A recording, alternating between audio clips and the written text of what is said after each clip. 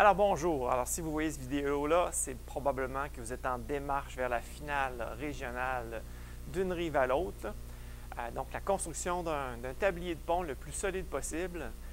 Et l'ensemble des conseillers pédagogiques de la région, on a cru bon de faire une vidéo qui vient appuyer vraiment les consignes qu'on va vous donner dans vos classes pour s'assurer de la plus grande transparence, l'équité, puis éviter la catastrophe d'être rejeté du concours parce qu'il y a des contraintes qui ne sont pas respectées. Donc, on va faire un bref retour sur toutes les contraintes pour s'assurer d'une compréhension commune. Alors, le pont doit relier deux bureaux séparés d'une distance de 40 cm. Donc, on sépare deux bureaux et vous savez que votre conseiller, ça peut être simplement deux bureaux qui sont séparés, mais c'est possible aussi que vous puissiez avoir accès à ça via votre conseiller pédagogique.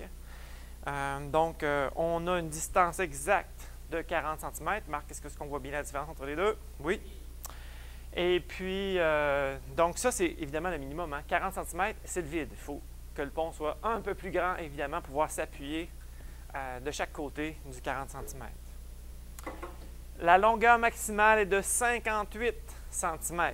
Donc, si moi j'ai mis un trait sur ça, c'est notre 58. Ça, c'est le plus long. Puis 40, ben, c'est le vide. Fait que la longueur que les élèves vont choisir doit être située entre le 40 et le 58. Le tablier du pont doit avoir une largeur de 8 à 14 cm permettant de faire circuler deux petites autos. Donc, le pont qu'ils vont faire, la largeur d'ici à là, peu importe, il faut qu'elle corresponde entre 8 et 14 cm, pouvant faire circuler deux petites voitures. On voit là qu'on peut avoir, je ne sais pas si Marc t'arrive à voir. Donc, on voit qu'on peut faire circuler deux petites voitures sur notre tablier de pont. Est-ce que c'est correct, Marc? C'est bon, on enchaîne. Le pont devra supporter un minimum de 500 grammes. 500 grammes, c'est une bouteille d'eau. Fait que si vous n'avez pas des pesées toutes faites, vous pouvez utiliser simplement des bouteilles d'eau comme unité de mesure. Donc, ça ne coûte pas très cher. Pour le test, je vous rappelle de quoi ça va avoir l'air.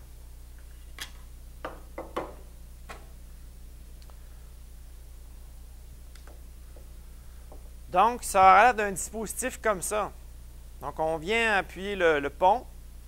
Bon, c'est sûr qu'en dessous du pont, là, lors du test du pont, on met une pellicule d'aluminium dessus qui va nous permettre de faire un circuit complet, puis dès que notre aluminium va toucher le dessous à l'une des deux plaques ici, on va entendre une sonnerie qui va indiquer que là c'est une zone critique. Fuyez le pont.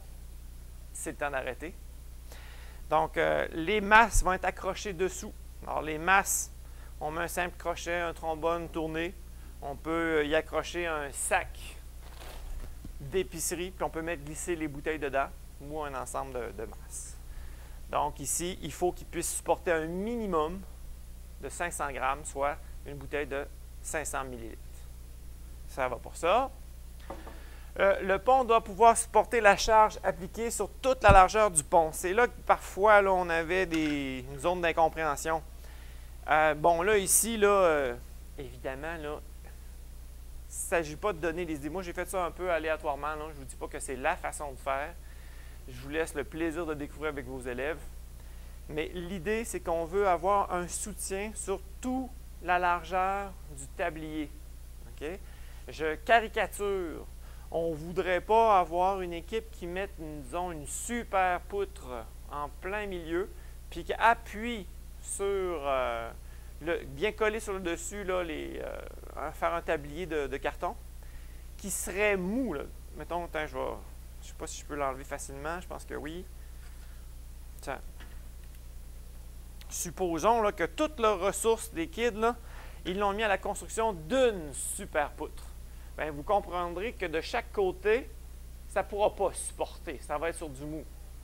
C'est ce que nous indique ici. Le pont doit pouvoir supporter la charge appliquée sur toute la largeur du pont. Là, on voit qu'elle est appuyée juste à son centre. Donc ça, on veut avoir vraiment une charge là, qui va être répartie sur toute la largeur. C'est structurant sur tout le tablier. Marc, ça a-tu l'air clair? Très bien. Matériel autorisé. Donc, vous recevrez une enveloppe dans chacune des CS participantes pour avoir exactement le même matériel. 1 mètre de ficelle, 50 pailles, 150 trombones, 15 fiches cartonnées et 1,5 m de ruban adhésif. Pour les fiches cartonnées, j'ai eu des fois par contre des questions. Alors, c'est les papiers, là, les cartons que vous trouvez dans les salles de reprographie. Là, vous avez tout le détail du numéro là, de bureau en gros ou quoi que ce soit. Là. Mais c'est une feuille 8,5 onces qu'on a pris soin de couper en deux. Donc, une feuille de 8,5 onces coupée en deux, ça nous donne 2 fiches cartonnées. C'est ça que vous allez recevoir. Donc, dans la préparation de votre classe, c'est ça qu'il faudrait penser. Encore une fois, pour ce qui est du carton, je vous laisse à chacune des CS le soin d'être équitable d'une classe à l'autre. Avoir les mêmes types de matériaux pour pouvoir vraiment déterminer la classe gagnante qui supportera la plus grande charge au poids le plus léger. Y avait-il autre chose? Dernier point, je vais demander à Marc d'aller de l'autre côté. Je profite de cette vidéo-là pour vous rappeler peut-être là moi.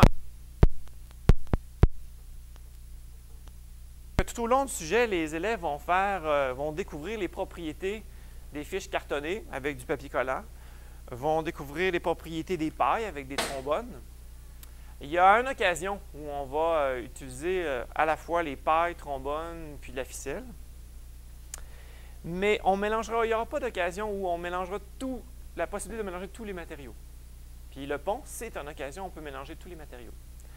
Donc, quand ils vont construire, par exemple, des poutres ou peu importe ce qu'ils vont utiliser pour construire le pont, ils vont peut-être avoir dans l'idée de mélanger les matériaux, c'est-à-dire on fait une poutre et on va rentrer des pailles à l'intérieur.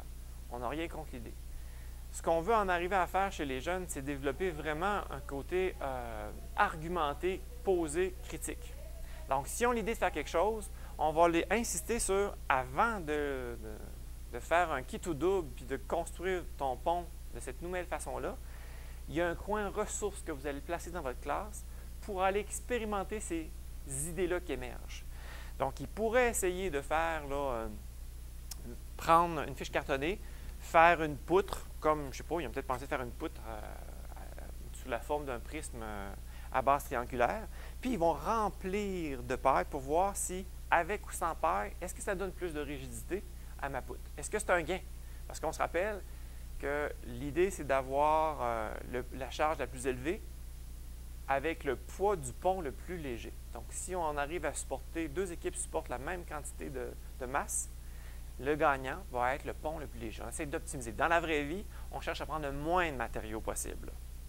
Donc, s'ils ont des idées de combinaison ou une autre idée, comme ils n'ont pas de fiche qui permet de faire le 40 cm, peut-être qu'ils vont avoir l'idée de les mettre bout à bout. Peut-être qu'ils vont avoir l'idée de faire une jonction avec plein de paille à l'intérieur pour faire la jonction. Encore une fois, invitez-les à faire un test de solidité. Cette idée-là vaut la peine d'être faite plutôt que juste d'avoir la bonne ou mauvaise surprise à la fin pour un succès ou une catastrophe. Il y a moyen de l'éviter, ça. Encore une fois, dans la vraie vie, on ne s'amusera pas à improviser la construction d'un pont sous une idée qui vient de nulle part. On va l'expérimenter à petite échelle. On va s'inspirer de la recherche. La recherche, ils la vivent en classe. Donc, un coin ressources avec du matériel supplémentaire pour être capable de faire toutes les combinaisons possibles qui pourront venir vérifier pendant la construction du pont. Construction du pont, je vous invite à ne pas mettre nécessairement un cadre qui limite le temps si c'est possible. On peut, au minimum, c'est prévoir une période, mais si on laisse un espace exploration de nouvelles combinaisons, il serait préférable de penser peut-être à un après-midi où on construit le pont puis on essaie différents trucs. Voilà pour les conseils et suggestions à vous faire. On se revoit à la finale. J'espère qu'on aura l'occasion de se voir à la finale régionale. D'ici là, amusez-vous bien, apprenez bien. À la prochaine.